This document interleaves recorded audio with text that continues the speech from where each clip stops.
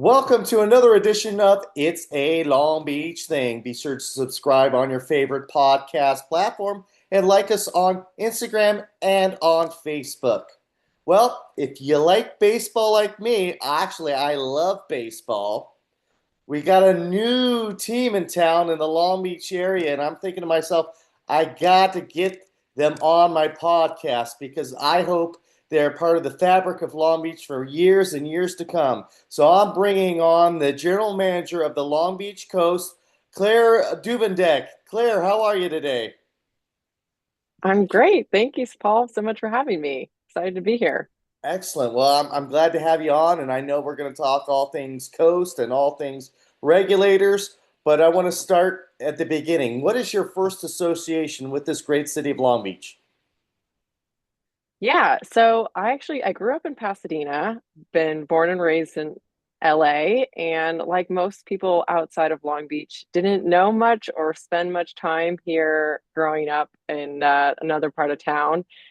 And I learned about this beautiful gem when my husband, when we started dating several years ago, he was down here living in Long Beach and invited me to come, see his neck of the woods. And got off the 710 and I was like, huh, where am I? And then just kept driving down, what is that, ocean or shoreline? And then just kept going into like Belmont Shore area. And it's like, wow, what is this hidden gem that I've been sleeping on this whole time that I've been in LA? And it was love at first sight with Long Beach. This town just it reminds me a lot of Pasadena, but has an ocean instead of mountains, I like to say. But that was really my first experience in Long Beach and have loved it and never left. Yeah, yeah. Well, I actually love Pasadena as well. I actually work with high school and college athletes on the mine, and I have a few kids that live in San Marino, which is near Pasadena, as you Yep. know. And San Marino is beautiful. That they filmed Father of the Bride there, and probably other things. And I know Pasadena had Back to the Future, all kinds of great stuff. And yes, I agree with you, the architecture. But I will tell you, Pasadena, San Marino in the summertime, it is a little too hot for me. I would agree. Now that I've been down here for the past, 10, 12 years, whatever it's been, when I am back in that part of town during this time of year, I'm reminded, oh my goodness, if you don't have somewhere to cool off, you're in a different neck of the woods. Absolutely. So let's talk about your career path. Where did you go? Where did you go to college? Yeah, I went to the University of Miami, go Okay. Canes. So I wanted to go away from home for school, try something new. Grew up in the shadow of Trojans and spent a lot of time on the USC campus and the Coliseum growing up. So that was very fun, but I wanted my own thing. And I looked as far east as I could go, but as we just talked about, we don't like the heat, and I also don't like the snow. So my options were a little limited, and then I landed on Miami, and it was a great college experience, and definitely set me up for how I ended up where I am now, doing what I'm doing now. So, what would you say the difference is like the culture in Miami as opposed to Southern California? Yeah, so a lot of similarities, but then a lot of differences. They're both beach cities. They're both, warm climates. There's both have really strong Latin infusion cultures, but just such different interpretations of all those things. I think both are so diverse and there's not just one thing going on. You cannot describe the town or the beat or the culture in one sentence because there's so many different things going on. Um, but, you know, here we have great Mexican food. There's great Cuban food, and where I learned what Cuban coffee was, and I didn't realize that you drink this tiny little shot and you've had like equivalent of 8 espressos or something. You know, the ocean there is warm all year round. Here, I don't mind a little ice bath, but our Pacific Ocean is definitely chillier. Um, they have a boat culture that's very different than the boat culture here. The food scene is, very lively as well, but same thing, just like different takes on the cuisine, different flavors, different, um, you know, just so many. I love that each place has its own thing going on, and there's so many great similarities, but at the same time, it was a whole different experience. It was at times, honestly, like studying abroad. I took Spanish my whole elementary, high school years, and I don't think I use it as much as when I actually lived in Miami. And that's sometimes the first thing someone says to you is in Spanish, and they realize, oh, you don't actually know how to speak. We'll talk in English, but it's a it's so fun. But I'm a West Coast person at heart, so found my way back. It was inevitable. I want to get into that in a second, but I wanted to also bring up that CSI Miami, most of it was filmed in Long Beach, which was kind of crazy. Yes. Yeah, So we actually had a theme night this year at the coast that was Are We in Long Beach or Miami night, which was a personal favorite of mine. It will also go down as one everyone will have to remember whether they want to or not because we clinched the playoffs that day. love it. But yes, the essence of that was really that kind of fun Easter egg about Long Beach that it's used in so many TV shows or films that are, supposed to be in Miami, but they're really not. And I think that I love that. And personally, because I have a strong connection to Miami and a strong connection to Long Beach, it just is one of those fun things I like to brag about to people who don't know that about it. So, what did you study in school? I studied sports management, Okay, business and communications, and was really fortunate that in Miami there are so many professional teams. You have the Marlins, the Florida Panthers, the Dolphins. There's a huge NASCAR event at Homestead Speedway that came every year. There's a big tennis tournament that came every year down to Key Biscayne. Um, there were so many, a PGA Tour event that was happening in the city every year too. And I worked with pretty much all of those entities I mentioned when I was in school. Miami Heat actually didn't work with them, but they were there too. Um, and was you LeBron know James there when you were going? Were you there? I don't want to date myself, Oh, but I'm like, was he there? I'm trying to remember. I think he was. I should know this, but I remember they won they won the championship when I was there, so they must have been. well, He they must have won been there before. They won when Shaq came over with Dwayne Wade.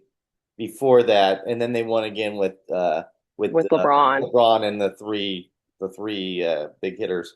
I remember his big announcement. Everyone Yeah. remembers his big announcement. I'm pretty sure it was when I was there. I Okay. clearly my memory is not as good as it once was, but the Heat were very good at the time, and I Right did on. have classmates that were interns there or working with them, and they did get championship rings from being with the team when they were winning Whoa. that year. So that was pretty cool. So but you were saying though you like Miami, but Southern California was your home. So what was did you get employment in Miami at all, or once you graduated, did you go straight back to SoCal? Yeah, so my senior year of school, I had, done enough credits that pretty much the second half of senior year, I was just working for the PJ Tour on an event in South Florida, and Wow. I loved it. It was great. I was able to, really get I had interned with a bunch of teams or events that had come through the city, but that one was, I was really going to the office every single day. And it was my first, kind of glimpse into what working full time in that world was like. And it was such a small team that puts on this big event that, you know, it's like six people working on this year round. And then event day comes and thousands of volunteers come in and people from headquarters come in and it really balloons for, that week of the event. It was very cool for me personally because Tiger Woods won the tournament that year. So the staff all gets to take a picture with whoever won. And Well, that's cool. that's a cool memento I have is, holding the trophy with Tiger Woods. Um, but I loved working with the tour. I ended up working right out of college with the American Junior Golf Association, which was kind of like their youth feeder program. And that was also a very cool experience. But I had, gotten this itch of working with pro teams that I really kind of wanted to do more on the professional level and get back to that side. So I did a short stint, stayed with golf, and then was able to get opportunity back here in LA. And I started working with AEG, which is Anschutz Entertainment Group. They own and operate tons of, sports entities, entertainment entities. They have a whole music, arm of their business too. They do Coachella and Stagecoach and all of those fun things. But I started working with them on a cycling race, which was called the Amgen Tour of California. Sadly, does not exist anymore. They sunsetted the event, but it was a similar environment of a small core team working on this event, and then come race week it balloons into this huge organization with tons of volunteers and other folks coming in. And when I was working with them, I got an interview with the Dodgers and kindly told them, "Hey, I got to go do this now. This is going to be the right fit for me right now." So I was able to go through that race with them, and it was an amazing experience. And then started working with the Dodgers pretty shortly thereafter. Wow, the Dodgers, that was a great You've heard of organization them. You now. maybe have heard of them. What's that?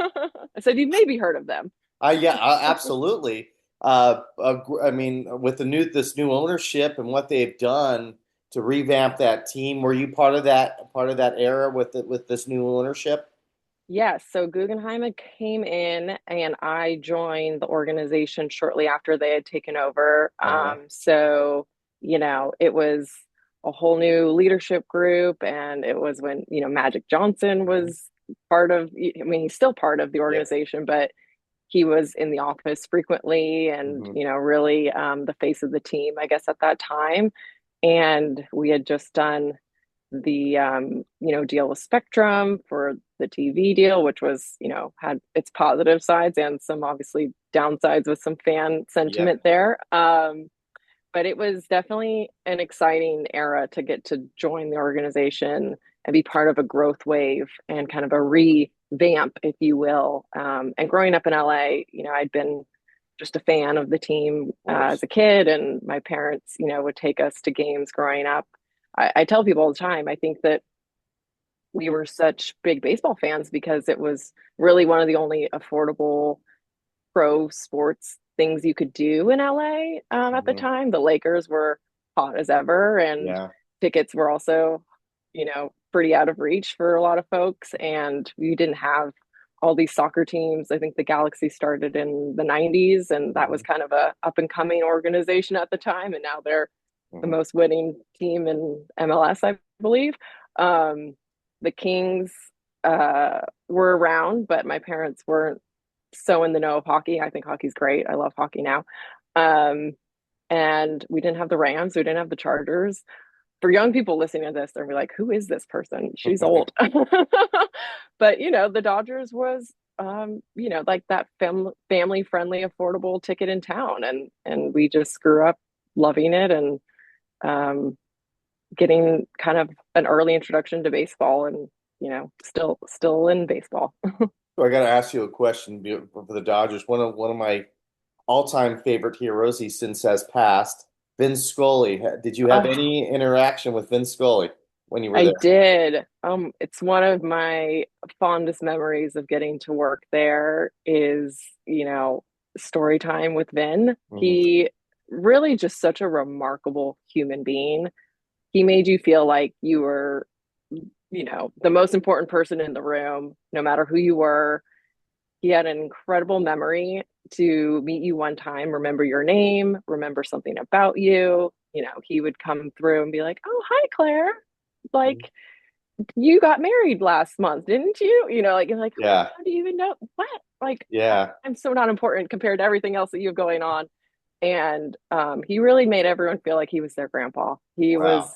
such a amazing human, and what a gift to get to spend some time with him, and be there for his retirement and be there through his kind of last games. And there's a beautiful quote he said when he signed off the air, about, come springtime, it will be baseball season again. And I just, he's one in a lifetime kind of person, and Yeah, and then such a and cool at that same experience. level, Tommy Lasorda, I'm sure you had a lot of interaction with him because Yes, he was front and center always.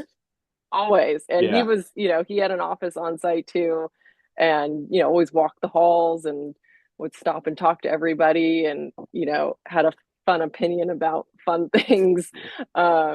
It's such a yeah, it was definitely such a treasure to have all these, Dodger legends just roam the Yeah. halls and pick up a conversation. And Oral Hershiser was another one that, another great memory was just sitting on a couch with him one day, and he picked up a ball and was like, so if you put your fingers like this is how you throw a two-seam fastball. If you move it this way, if you see it coming in this way, I'm like, what?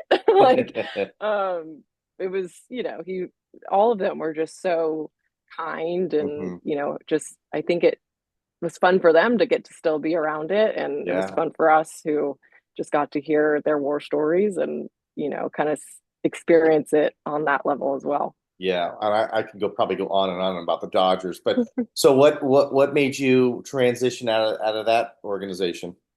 Yeah, so I was, really paying attention to all of the new teams I mentioned that didn't exist when I was a kid. All Hmm. these teams started coming, online in LA. LAFC was born. The Chargers moved here, the Rams moved here, and I was kind of catching this energy of this new entrepreneurial side of starting professional sports teams in LA, whether from scratch or relocation. And I caught wind of a group that was going to be bringing a women's professional team to LA, which was Angel City Football Club. And just as a, woman, I grew up playing sports and working in sports. It was one of those opportunities that I just said, oh my God, I have to be a part of this, one way or another. Who do I know that can get me connected to the right person and just put myself on their radar that, I would love to help build that organization. And, I felt really strongly about wanting to provide the women's side of the game, um, everything and more that the men's side has. And so that's really what was the impetus of wanting to, the Dodgers are an amazing organization. Why would you ever leave? But really, for a personal reason, I wanted to go build something from scratch, and I personally wanted to help do that for a women's professional team. And so I was, lucky to get connected to Julie Ehrman, who was, running the show at the time. And it, it was one of those where you have conversations, time goes on, stay in touch, something comes up.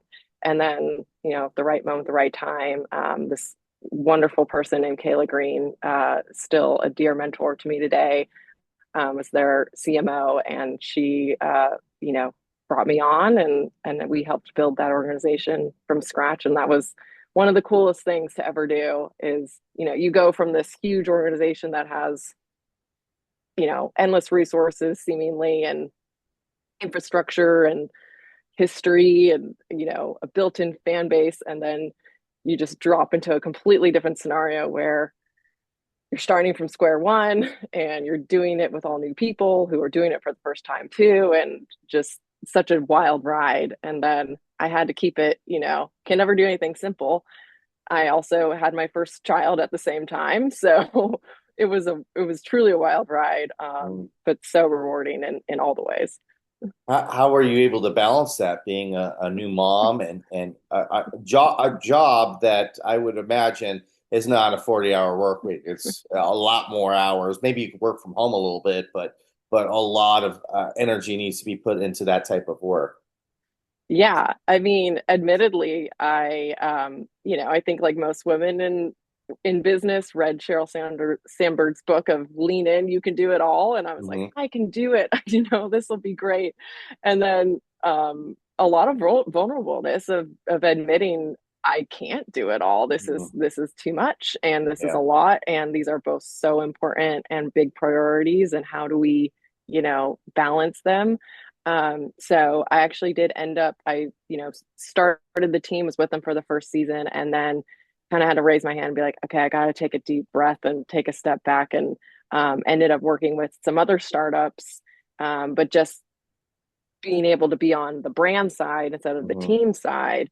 So I had a little more ownership of my time and less nights and weekends. Yeah. Still love that entrepreneurial side, which is why I wanted to stay in, you know, the startup world.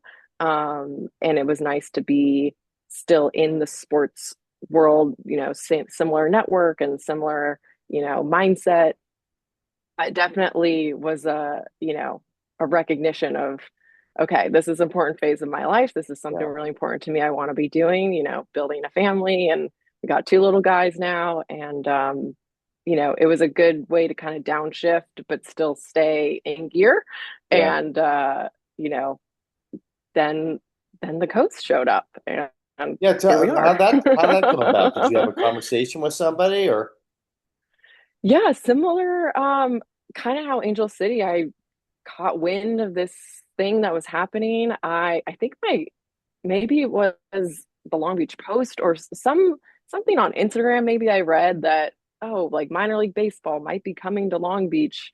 Something happening at City Hall and or City Council meeting, and kind of perked my ears because I've Mhm. always found minor league baseball to be incredibly charming. I think it's one of the most, unique sports entities that exist. And I've always said, I would love to work for a minor league baseball team, but I just didn't think I would live somewhere where a minor league baseball team would exist because so many of them are on the East Coast or in, Mhm. smaller towns. And so it immediately caught my eye when I heard that there was a team potentially coming to Long Beach. I was like, I have to get involved. It was the same energy of hearing about Angel City, like, I have to get involved. And whether that's just, you know, cares what I do, how can I help? Or, did I think at the time I was going to be doing this bigger role that I'm in right now? No, but Mhm. what a dream to be able to do it now. Um, and kind of just went through the network path again of who do I know that might know something, that might know somebody, just to get on their radar again, that I exist and that I'm interested in this, and I'm a Long Beach, resident, and know baseball and know business of baseball, and was able to connect with the right people who got me in touch with the right people. And same thing, it was kind of one conversation and then wait and see and wait and hear, and um, one thing kind of led to the next, and here we are.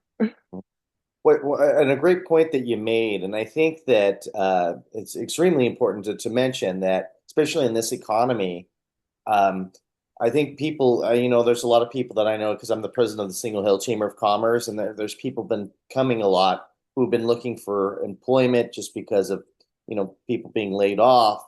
And that era of just going on Indeed and applying for jobs online is not enough. I really feel that you need a network like you did, and get to know these people, get to shake hands, and have them feel your energy in person to give yourself the leg up. Because now with AI, everybody has a great resume. Everybody's great on paper, and then you're just going to be lost in the shuffle. So then you have to go that next step.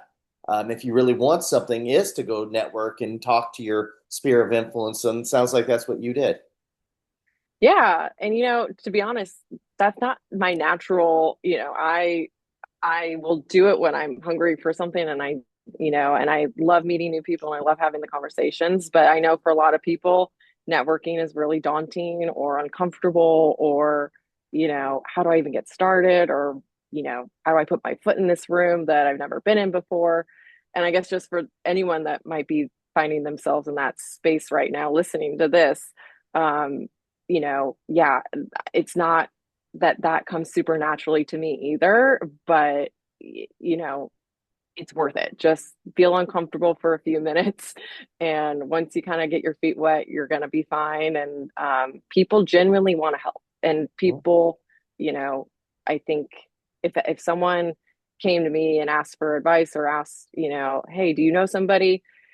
If I do, I'm happy to help somebody, and I think Mhm. that that's kind of what happens once you start knocking on some doors, Yeah. and, do it with respect and, you know, people have a lot of things going on in their lives, but I do genuinely think people want to help. And so for those that might be, come into the chamber or looking for that support, just go for it. Like if people are here to help everybody out, and it takes some time. Sometimes, I think I have a 4-year-old. I'm always telling him, we have to practice being patient, and I still have to do the same as Yep. an adult myself. But I think that's the hardest part. But just it will all kind of pan out once you put those steps in place and put yourself out there.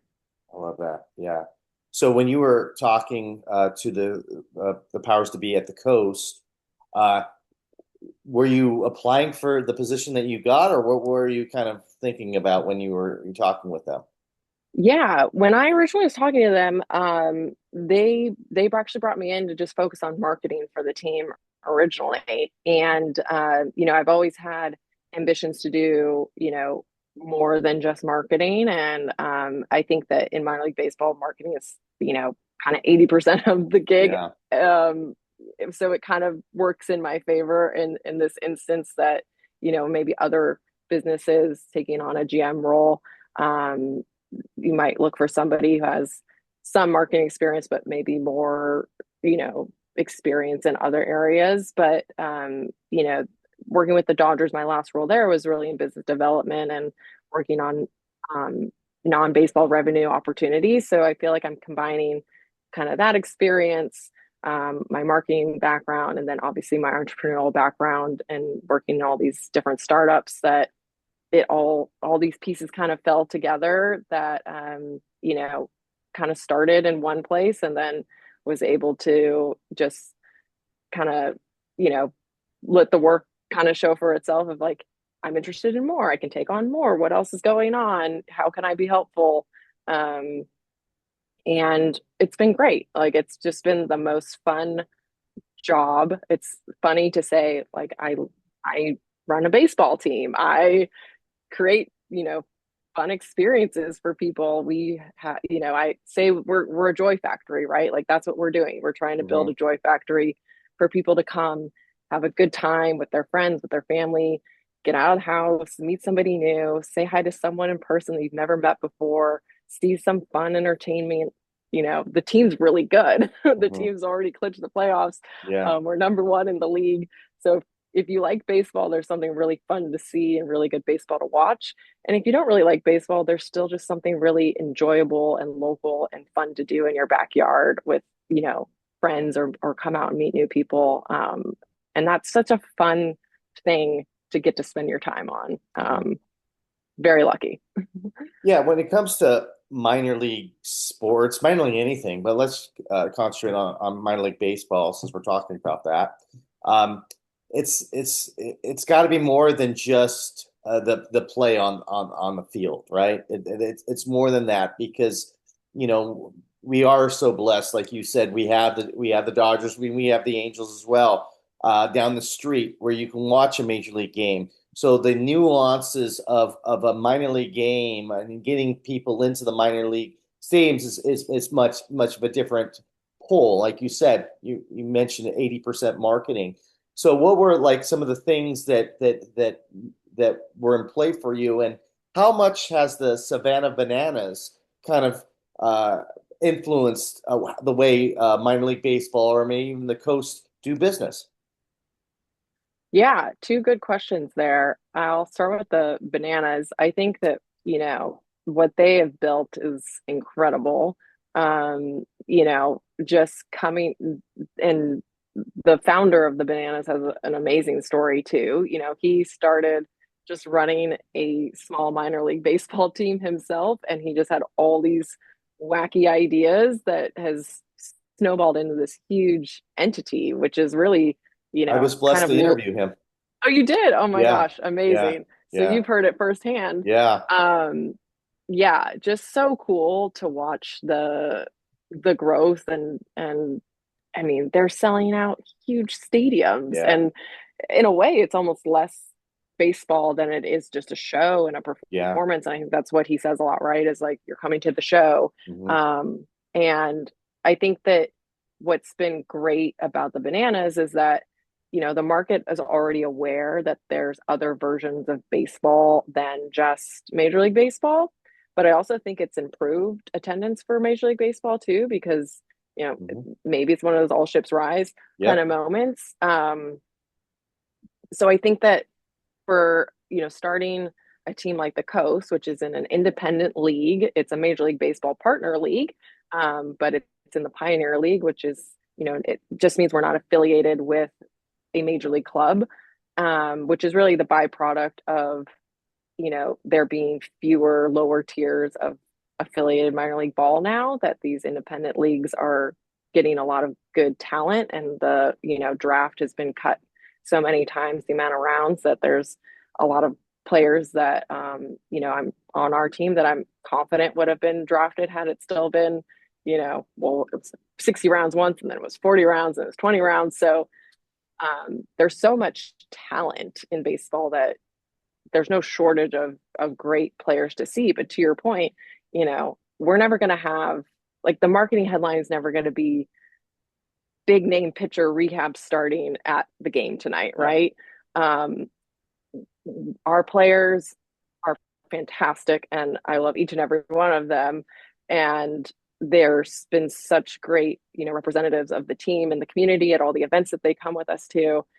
But, to play in this league, their eligibility is only 3 years of pro ball. So we also don't have, a big name like Kershaw that's going to be here for several years for people to really gravitate to and build a relationship with. And, if you look at the stats, most athletes have much bigger followings and fandom than the teams themselves. And people, are a fan of the player and they Mhm. want to go see Shohei. Yeah. And he's on the Dodgers, right? But if he went and was on a different team, you'd go see that team play. Um, so, we don't have any of that. Like, you already strip away some of the biggest advantages that professional teams have just in appeal or what attracts people to want to go see the game. And so I think that's where, the community is the most important part of building a minor league baseball team. And that's been our number one priority here in Long Beach is, if you look at our calendar, every single game has a theme, and every single day on that theme calendar is something that, ties back to Long Beach in its own way. So, whether it's a cultural night, like next week we have Filipino Heritage Night, and we have a great community manager. Her name's Kiki. Shout out Kiki, who's made all these great connections. She's also from Long Beach and grew up here. Um, and it's really important to us that on those days we try to bring in the, tastemakers from those cultures in Long Beach who are doing awesome things, whether they have a small business or a restaurant that they can do a pop-up with their food. That the music that day ties back to the culture, that we have performers that can show off, something about, um, that they're working on, or a performance that we can be another stage for them to shine on. We have days like skaters, and we had a rollout from Pigeon's skate shop, and you know a whole group roller skated over to the ballpark for that day because Long Beach has this great skate scene too. So it's not just from a heritage standpoint, it's also from just what are the interests of the town, what are the subcultures that exist here, and how do we use, you know, I like to say we're a megaphone for everyone else in Long Beach. Like, use us as a stage, use us as a platform, use us as your marketing channel to, celebrate you and what you're doing with your nonprofit, with your school group, with your, little league, with your whomever. We have 52 home games, and that gives us 52 chances to get to celebrate a different group at every single game. And so I think that that's really what, is like the special sauce to minor league baseball, is you want it to feel like something you're hometown proud of and have a reason to want to come and support them. We're winning, and that helps, and that's great, and that's fun for everybody. Everyone loves to see a winning team. But if you leave and don't know the score of the game that day, that's totally fine with me, because that means you just had a great time and you were, experiencing something at Blair Field that had nothing to even do with the outcome on the field. Yeah, you speak about community, and I know that Warren G, who went to Poly High, is part of your ownership group. and Travis and Chase Darno both played Major League Baseball. Actually, Travis is still playing for the Angels right this moment. Both of them, I think Travis went to Lakewood, and the other and Chase went to Los Al, which is Hmm. both you know touching Long Across Beach, the, yeah. local enough. Um, Talk about the with you have two names. You have the coast and you have the regulators. And I know you had a fan pick the team, and a lot of people knew Warren G was part of the ownership group, and obviously that overwhelmingly said, well, then they got to be the regulators. If Warren G's part of it, then it's got to be the regulators. But you still kept the name the Coast, and I know you have one game a homestand are the regulators. Talk about the decision to have the Coast and the regulators. Yeah, I think it's like the biggest topic in town. Mm-hmm. And rightfully so. Like people, what we love through that experience is that people were passionate and people really cared. Mm-hmm. And, the fun thing about minor league baseball, which was honestly new to me coming to minor league baseball, and I think new to a lot of people, is that it's kind of a tradition of minor league baseball to have an alternate identity. Some of the teams on the East Coast do this incredibly well and have been doing it for years. And, in our education of that, the spirit of the alt identity is really supposed to be something that celebrates the culture of the town that you represent. And what better representation than Warren G, the G Funk era, the regulators. We love like how strong that name is, how rooted that identity is. And Warren had so many fun, he's very involved too. He has no shortage of ideas and things that he's been able to do this year, but has lots of things that we're hoping to bring to life next season as well. So everyone can stay tuned for that. But we wanted to make sure that he had a platform to, you know, do what he wanted to do at the games as well. And so every Friday, like you mentioned, is regulars night. The team wears a completely different uniform. We do it on the road also. Um, Sometimes the team will come and be like, "Can we play with the regulators again tomorrow?" And we're like, "Sure, why not?" Um, I think everyone is really like drawn to that identity.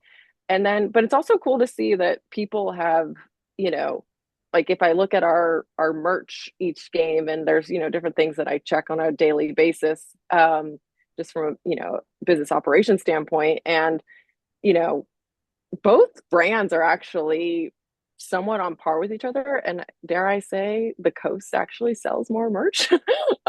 So it's interesting kind of how it's been interpreted, how it's been brought to life. I think there's still a lot of fun things we can do with the dichotomy of it all. And then it's worth mentioning that I think the third name that was in the rankings was the Parrots, for the wild parrots that squawk all over town. And so our mascot is, his name's Derek the Parrot, and his name's Derek, Derrick, as a nod to the oil derricks that are all over the city as well. And so, I think the creativity of blending all of those names together, again, was intentionally trying to incorporate like all of these things need to be a Long Beach thing. The coast, obviously makes the name the LBC, which may be the most famous nickname of a city.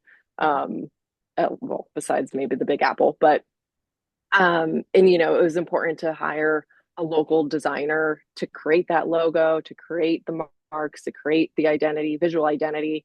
Um, we found an amazing artist, Francisco Reyes Jr. He goes by Never Made.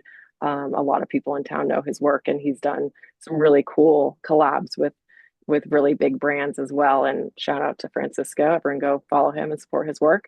But I think that there were obviously a lot of thoughts and opinions about which name should be the main name, which one should be the alt, what is an alt identity. And I think that the best part that came about that is that people really cared. And that was a good, at least marketing indicator to me of, okay, there's an audience here that's bought in. Now we need to make sure that through all these other business decisions that we're listening to them, and that we make sure that, whatever is within our control, that we can make sure we deliver what everyone wants to see out of this organization. Because like we said before, it's all about the community and building this, in partnership with the community, not just for the community.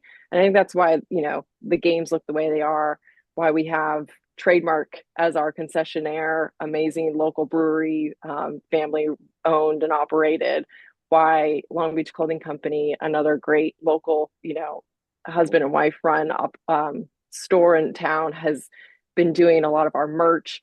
Really, whenever there's an opportunity for us to, you know, invest back into the community, we want to do that with an organization that exists here, that lives here, that works here, and that's always been at our core. Right on. Well, let's talk about the play on the field. And I grew up both a Dodgers and Angels fan, and Are you I allowed to be remember the both? Are you what's allowed to be that? both? You're Oh, you can allowed to be. be both. I was both. I was both. At one point in time, the Dodgers were my favorite team, and then it's a long story, but I'm both. And anyway, in 2002, I remember that time period so vividly.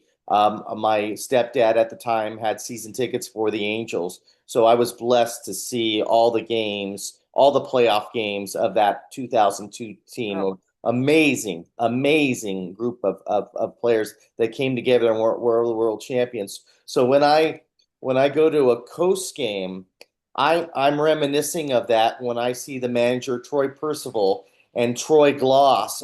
Troy Gloss was the MVP of the World Series, and Troy Percival was the flamethrower, closing games left and right. One of the greatest closers to ever close games. Probably the greatest closer out of the Angels ever. And having that leadership style, like you don't mess with Troy. When he was on the mound, he would squint his eyes like he couldn't see, and it was on purpose because he threw very hard and he wanted to intimidate the batter there. And it's cool that he I think he came from UC Riverside, right? So how did that come about that you got Troy, and then did Troy get Troy? yeah. I mean, talk about powerhouse coaching staff. And they're both amazing. And so is Jerome Williams, our pitching coach as well. And he also played for the Angels in a Yep. handful of clubs. We have an amazing team that helps build our baseball ops side.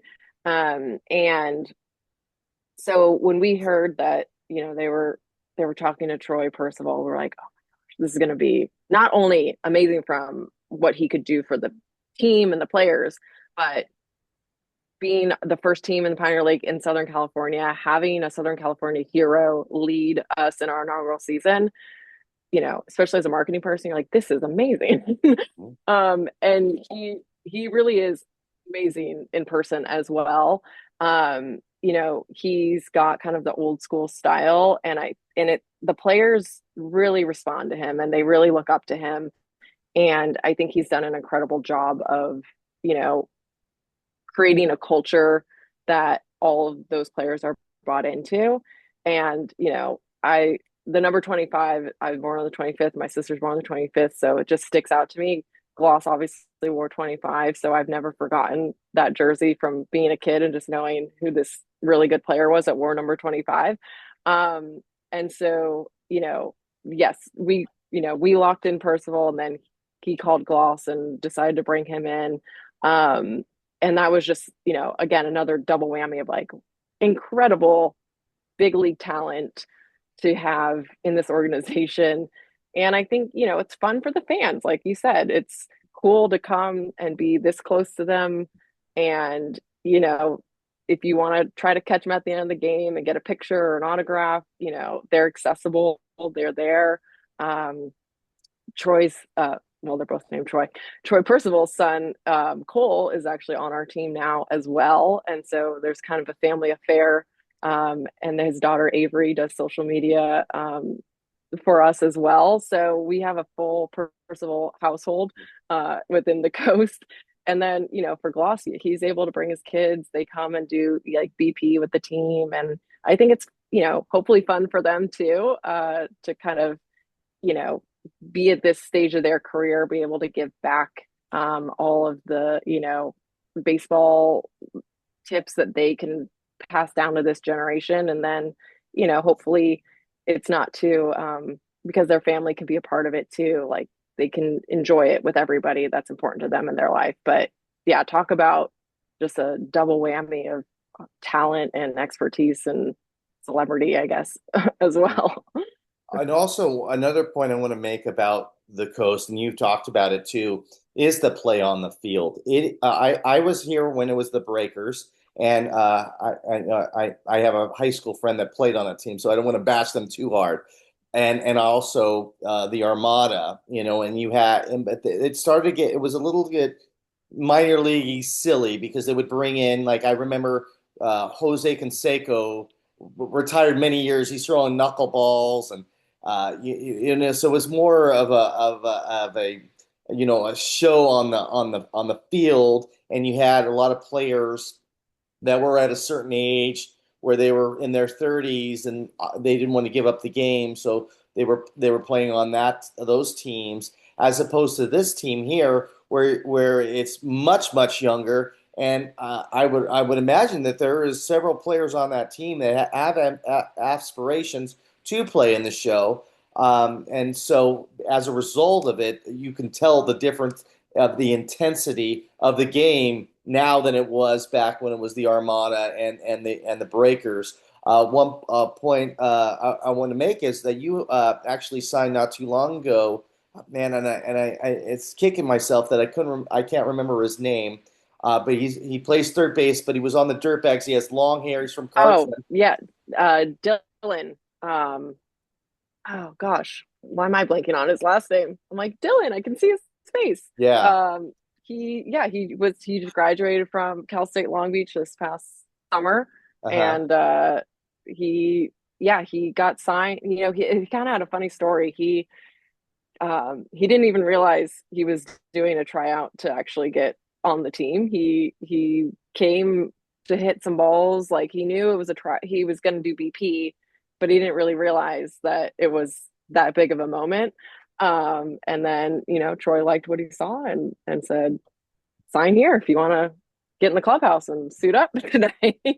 Wow. um, and hopefully that is a path that we can see more of, right? I Mhm. think Long Beach is a baseball town. There's Yeah. so much talent that's come out of here. You talked about the Darno brothers, but there's at every level. We just started t-ball with my son, but at every single level there are really really solid players who are from Long Beach, are playing at the highest levels, have ambitions to play at the highest levels. And what better, stepping stone could we provide to have a team in a couple years that's got several Long Beach players on it, whether they, grew up here and played at a local high school or went to the college and, maybe didn't get drafted right out of school, but could come here, get a little bit more playing time under their belt, get seen by more scouts, and then, find their way through. We had our first player get picked up by the Diamondbacks organization this season, Julian Hernandez. So that was a really big milestone for us as an organization to get our first one. And he's doing great. He's up in Visalia playing with the Rawhides there. And, that's really, it's a win for them and it's a win for the team, but then we lose a really good arm and we got to now go find a player to backfill that spot. But that's, I think from the baseball side, right? We want to deliver really good baseball for those that, we have so many fans that come and score the games. And I love that because I love the traditional side of baseball. And I also love the new innovative side of baseball, and how do we marry the two, right? Is what we're all trying to do. Um, but we want to deliver really good, baseball in the field. We've already clinched the playoffs, so we're gonna be playing September baseball. um, we are on track to try to break the winning record of the Pioneer League. So we could do it. We're on pace. but nonetheless, we'll have an incredible, season. Just we were the first team to hit 50 wins this year. So many big milestones have already been accomplished, and we've only been around for a few months. So we like to set the bar high, and we'll keep climbing I from think there. that's amazing. What is the future of the coast in Long Beach? Because I know, well, this is I don't know of this for a fact, but I heard that you signed a 1 year deal with Blair Field. Are you in negotiations to continue that, or what's the plan there? Yeah, we love Blair Field. The college is a great partner, and we envision ourselves being here for a long time. We have committed to the college and the city to do a really big field renovation. So we want to make that contribution to Blair Field, not only for for our program, but for the Dirt Bags program, and then you know all the high schools that get to use the field each season. Area code games are over there right now. I think Blair Field has such great history in Long Beach and has seen so many iterations of the, baseball exist and play there that, we want to do our part to help invest and improve the facility for the present and the future. And maybe people have heard that our ownership group is called Innovation Baseball Partners. Also, just got the green light from the city of Irvine to bring a new team there next season at Great Park. There have been, comments and rumors of, oh, they must be moving the coast to Irvine. I'll be the myth buster. We are not moving to Irvine. We're staying right here in Long Beach. We are the Long Beach coast, and we're here to stay. So, but more baseball in the Pioneer League is great, and excited for what's going to happen down south, and we can build a SoCal rivalry with them. But we are committed, and we want to be here for as long as the city will have us. What things that you want our audience to know that we haven't talked about the coast? Yeah, I mean, I think that, for those that have come and experienced it, thank you. We would be nowhere without our fans. We have some incredible season ticket holders who the fun thing about being a season ticket holder is we get to see them often and have, get to know one another. I get these really beautiful emails from some of them that will say things like, it feels like, cheers, where everyone knows my name when I come to the game. And we don't want that to change. That's very rewarding to hear that we're able to create an environment where people feel, that they're part of something and they're part of this community that we're building. And I think for those that haven't come yet, come check it out. We got 3 weeks of regular season games left. The team will be home for 2 weeks. They go away, they come back for one more, and then we have playoffs that we've secured home field advantage for the first round. So we'll have a couple of games, like I said, in September at home as well.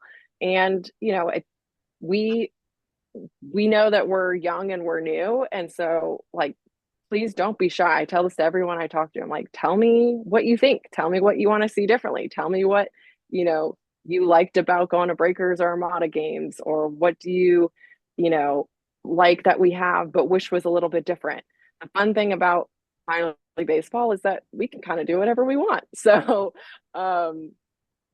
just an open forum that my doors are always open.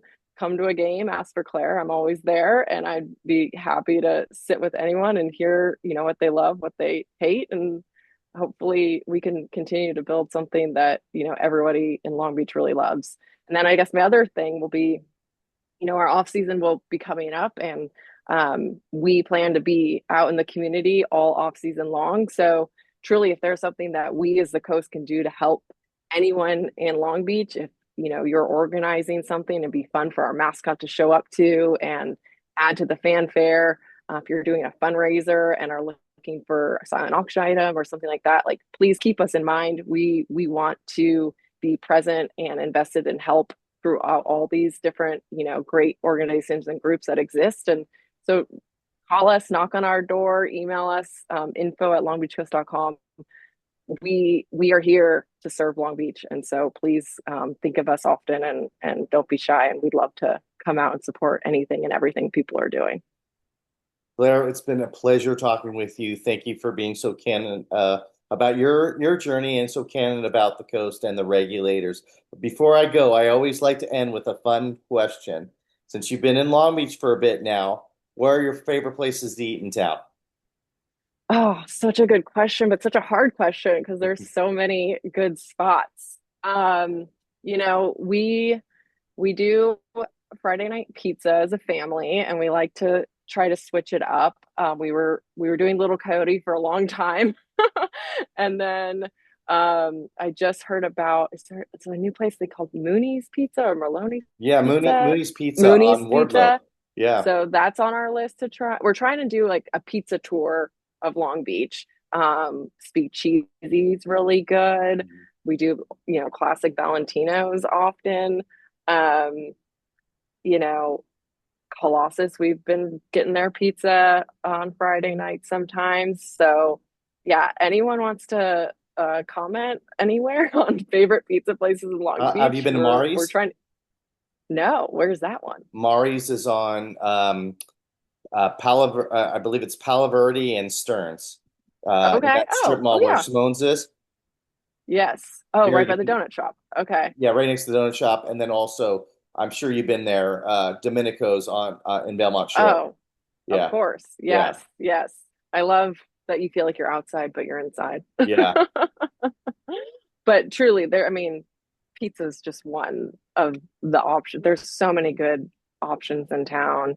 And it seems like new restaurants are popping up all the time. Oh, speaking of pizza, I just tried the Thai curry pizza for the first Hmm. time. On Redondo and So 10th. good. Yeah, Yeah, yeah. I don't know, man. There's great tacos everywhere. There's like, I love Thai food, so I'm always looking for, Manao has really good oh yeah, on Thai Broadway. food over, was Yeah. that Broadway? I always say Fourth or Broadway.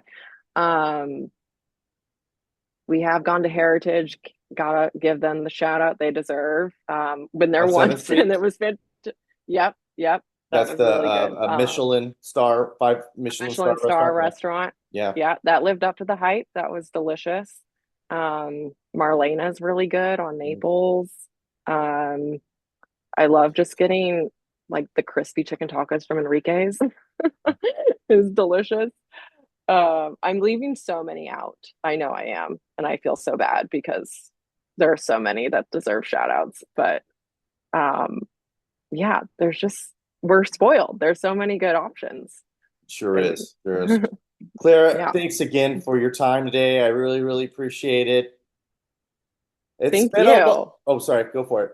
And I was just like, thank you so much for having me. And I would be remiss to not say, come eat a hot dog at a Coast game. That should be the best meal in Sounds good. town. Make sure you have the hot dogs at the Long Beach Coast game. Well, it's been a Long Beach thing.